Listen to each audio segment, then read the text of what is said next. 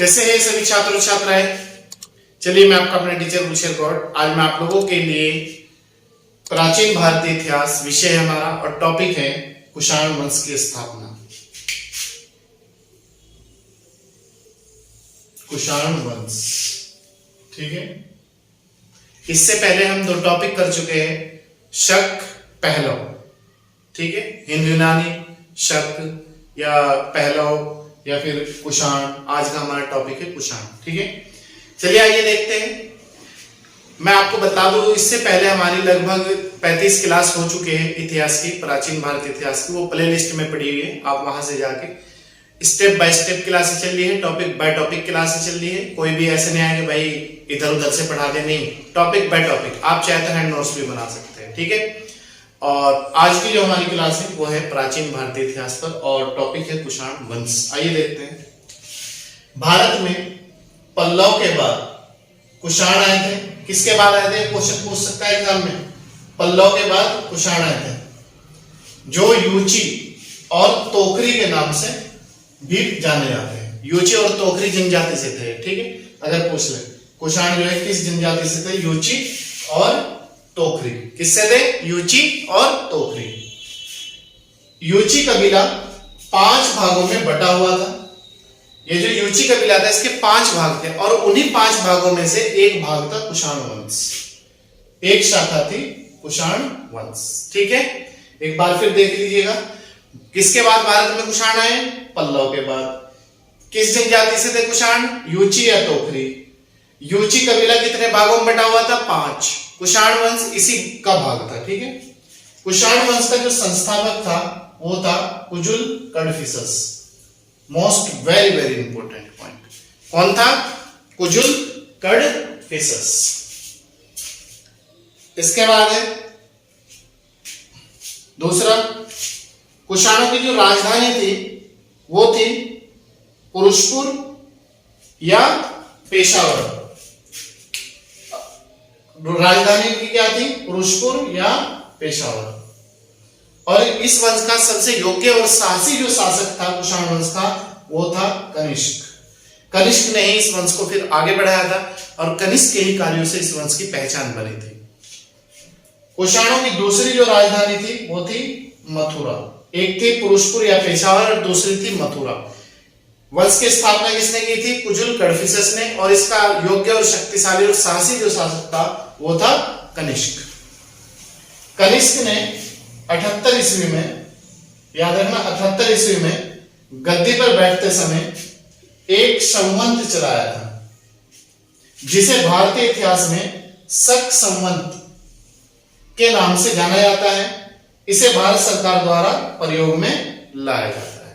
याद रखना किसने शक संवंत चलाया था? कनिष्क ने। कब चलाया था? 78 ईस्वी में गद्दी पर बैठते समय, जिसे भारत सरकार द्वारा वर्तमान में प्रयोग में लाया जाता है। उसे ही कनिष्क शक संवंत के नाम से जाना जाता है। नेक्स्ट है बौद्ध धर्म की चौथी सभा। चौथी सभा या संगीति एक ही बात है, या महासभा। चौथी संगीति या महासभा का आयोजन शासक कनिष्क के शासनकाल में ही हुआ था। जब बौद्ध सभा की कुल 4 सभाएं हुई थी, पहली, दूसरी, तीसरी और चौथी, तो जब चौथी सभा हुई थी उस समय जो भारत के राजा थे वो थे कनिष्क। तो इन्हीं के शासनकाल में बौद्ध धर्म की चौथी सभा हुई थी। चौथी बौद्ध सभा का आयोजन स्थल कश्मीर का कुंडलवन था। याद रखना कश्मीर के कुंडलवन में हुई थी, जिसकी अध्यक्षता वसुमित्र ने की थी। चौथी बौद्ध सभा की जो अध्यक्षता करी थी वो किसने की थी? वसुमित्र ने। राजा कनिष्क बौद्ध धर्म की महायान शाखा का अनुयायी था। चौथी बौद्ध सभा के दौरान ही बौद्ध धर्म 2 भागों में बट गया था, हीनयान और महायान। तो ये जो कनिष्क था ये महायान शाखा का अनुयायी था, महायान शाखा का मानने वाला था। आरंभिक कुषाण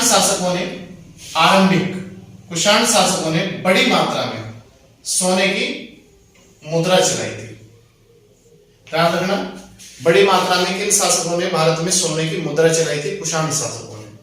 और इनकी क्वालिटी जो थी गुप्त काल की जो सोने की मुद्रा थी उससे ज्यादा होती थी। गुप्त काल की अगर ये मान लो कि 20 कैरेट की मुद्रा थी सोने की, तो इसकी लगभग 22-23 कैरेट की मुद्रा होती थी। तो गुप्त काल की जो सोने की मुद्रा थी उनसे ज्यादा किन शासकों की सोने की मुद्राओं की क्वालिटी थी? वो थी कुषाणों की।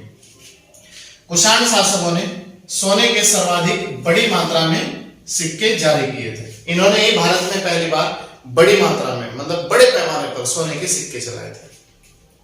कुषाणों ने उत्तरी एवं उत्तर पश्चिमी भारत में बड़ी मात्रा में तांबे के सिक्के चलाए थे। इन्होंने ही उत्तरी क्षेत्र और उत्तर पश्चिमी जो क्षेत्र है उसमें तांबे के बड़े पैमाने पर और बड़ी मात्रा में सिक्कों का लेन देन किया था और सिक्के चलाए थे।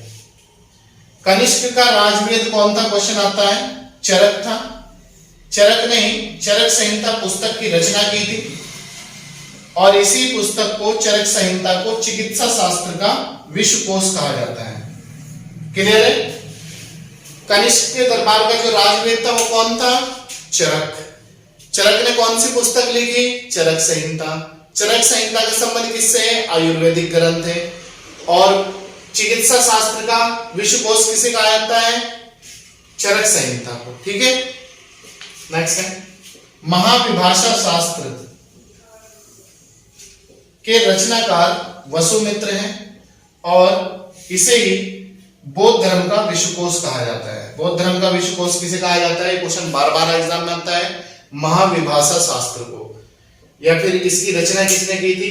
वसुमित्र ने, और ये बौद्ध धर्म का विश्वकोश कहा जाता है। ठीक है, इसके बाद नेक्स्ट पॉइंट है हमारा, ये देखिएगा, कनिष्क के दरबार के राजकवि जो थे वो कौन थे? क्वेश्चन आता है डायरेक्ट, वो कौन थे? कनिष्क के दरबार के राजकवि कौन थे? तो वो थे अश्वघोष। या अश्वघोष किसके दरबार में रहते थे? कनिष्क। या अश्वघोष किस शासक के या किस वंश के काल में दरबार में रहते थे? कुषाण वंश। ठीक है, ने बुद्ध चरित्र, इसमें अश्वघोष ने बुद्ध चरित्र पुस्तक की रचना की थी। इसे ही बुद्ध चरित्र पुस्तक को जो है बौद्धों का रामायण कहा गया है, क्योंकि इसमें बौद्ध धर्म की जानकारी मिलती है, बौद्ध धर्म का पूरा इतिहास मिलता है इसमें। ठीक है, तो याद रखना, कनिष्क के दरबार के राजकवि कौन थे? अश्वघोष। अश्वघोष ने कौन सी पुस्तक लिखी थी? बुद्ध चरित्र पुस्तक लिखी थी। बुद्ध चरित्र पुस्तक को किसका रामायण कहा जाता है? बौद्धों का रामायण। क्यों कहा जाता है? क्योंकि इस पुस्तक से हमें बौद्ध धर्म के बारे में विशेष प्रकार से जानकारी मिलती है। क्लियर है? नेक्स्ट है माध्यमिका सूत्र पुस्तक के लेखक नागार्जुन है। नागार्जुन ने माध्यमिका सूत्र पुस्तक लिखी थी और इसी पुस्तक से हमें सापेक्षता का जो सिद्धांत है, जो आगे चल के अल्बर्ट आइंस्टीन ने दिया था, उसकी जानकारी मिलती है। इसी पुस्तक में नागार्जुन ने सापेक्षता का सिद्धांत दिया था। तो याद रखना, प्राचीन काल में सापेक्षता का सिद्धांत का जनक कौन है? नागार्जुन। नागार्जुन की कौन सी पुस्तक है? माध्यमिका सूत्र। किससे हमें सापेक्षता के सिद्धांत की जानकारी मिलती है? किससे? तो याद रखना, माध्यमिका सूत्र से। नेक्स्ट है नागार्जुन को भारत का आइंस्टीन कहा जाता है। क्वेश्चन आता है, भारत का आइंस्टीन किसे कहा जाता है?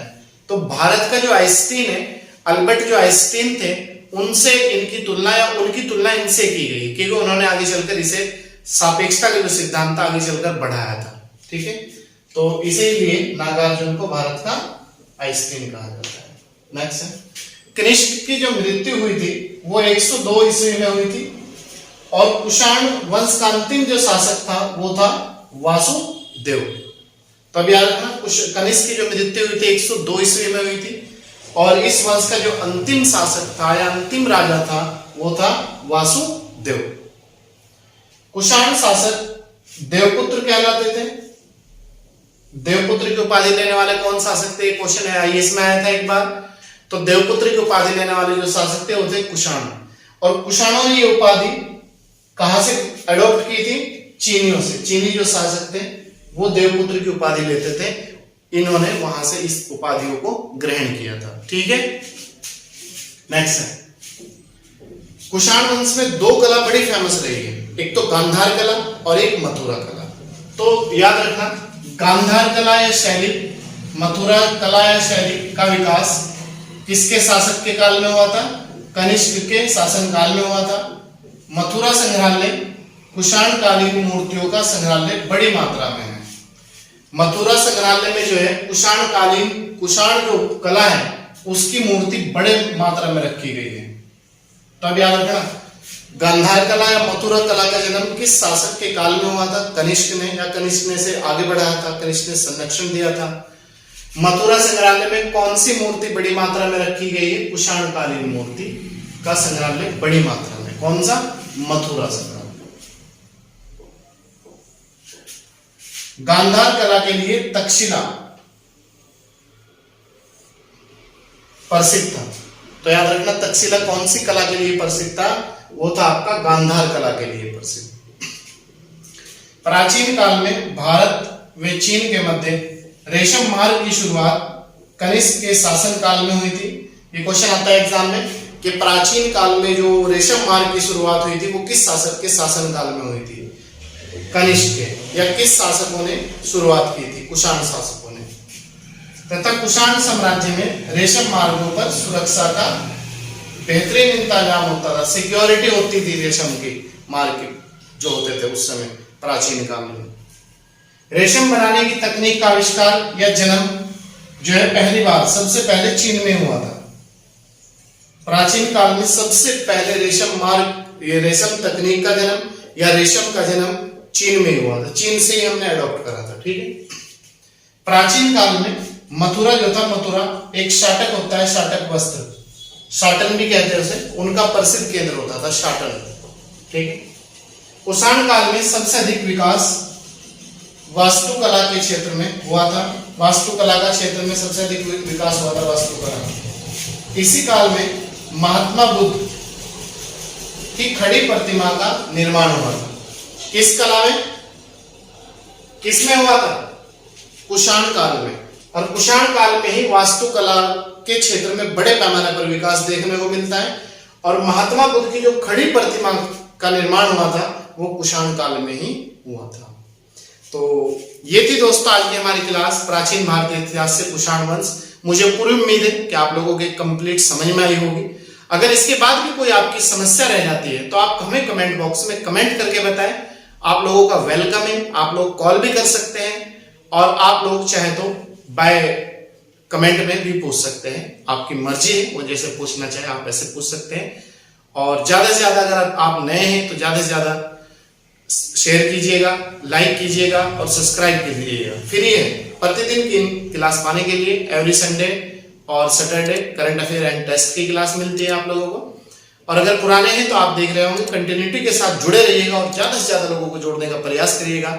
चलिए मैं आपका अपना teacher Gulsher Gaur, thank you.